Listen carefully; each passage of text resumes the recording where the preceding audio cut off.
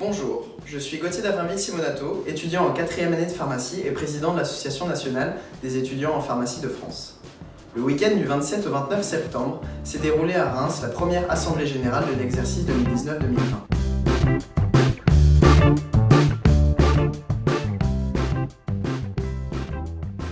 Nous avons pu aborder, lors de cette assemblée générale, différents temps, le samedi avec des temps de formation, avec des groupes de travail, mais aussi des conférences comme la conférence portant sur les maladies rares et l'errance thérapeutique qui peut toucher certains patients. Bonjour à tous, je m'appelle Marine Couvet et je suis vice-présidente en charge des perspectives professionnelles cette année à la NEP. Lors de l'Assemblée générale qui s'est déroulée à Reims le week-end dernier, nous avons pu discuter de deux sujets qui sont d'actualité pour le pharmacien, les biosimilaires et la réforme des retraites.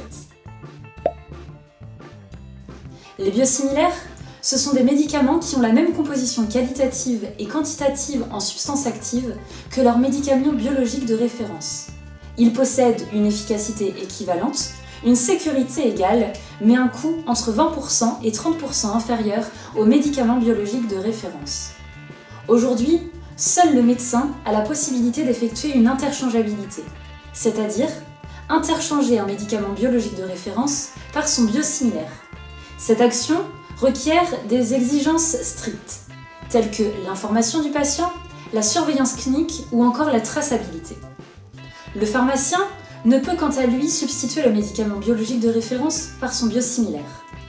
En effet, l'article 5125-23.3 du Code de la santé publique le permet, mais par manque de sortie de décret d'application, la substitution par le pharmacien n'est pas réalisable.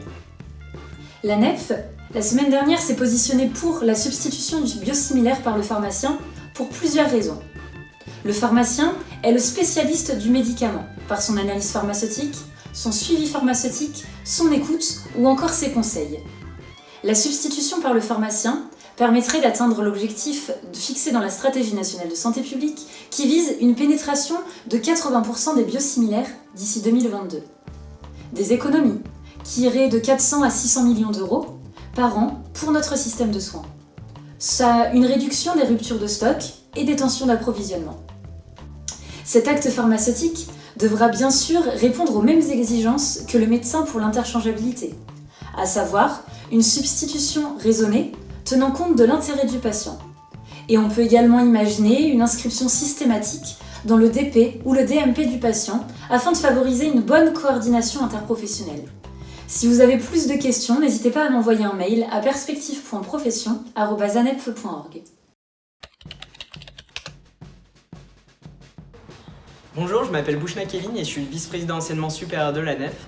Donc je vais vous faire un petit retour de l'AG de Reims sur le pôle enseignement supérieur. Donc je vais vous parler un petit peu des réformes et plus particulièrement de la réforme de l'entrée dans les études de santé et de la réforme du 3e cycle. Donc au niveau de la réforme de l'entrée dans les études de santé, c'était un moment d'échange où j'ai pu exposer un petit peu les grandes voies d'entrée avec le portail santé, les licences à mineurs santé et les formations paramédicales d'un côté. Donc voilà, j'ai réexpliqué de manière globale toutes les voies d'entrée qui étaient possibles aujourd'hui.